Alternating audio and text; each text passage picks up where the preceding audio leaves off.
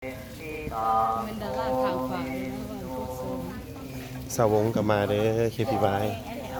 คำร้องมาดาว มีตะมนพร้อมมาในงานอย่าง บ่จื้อ ไม่ปูมาในงานอย่าง มาในงานบวช พอดีๆเลย เอาสลาเอาเวียเทียนมานั่งสมาธิ มาก็ไผ่นอ มากับสาวงามทั้งหลายมากับดาราทางฝ่ายลั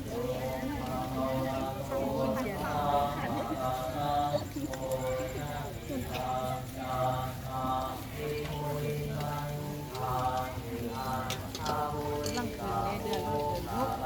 ตั้งนี้เอาเดือนแรก หึ เปลี่ยนใจครั้งนี้ตั้งนี้แล้วยกคือเดือนทั้งคืนงามมันเห็นว่า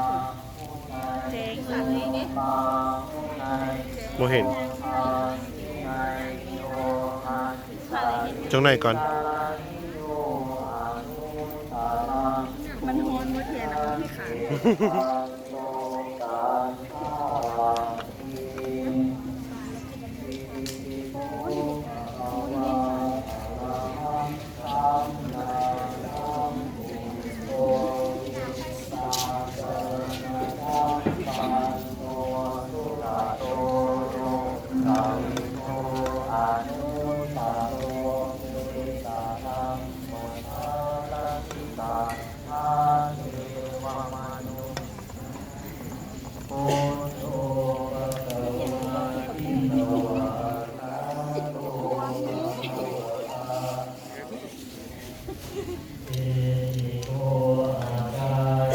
พี่แอมเซี่ยวขาดมันอ่ะ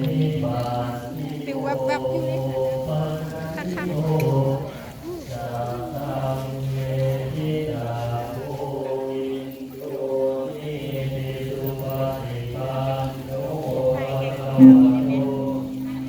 ผู้ไทยวิดีโอ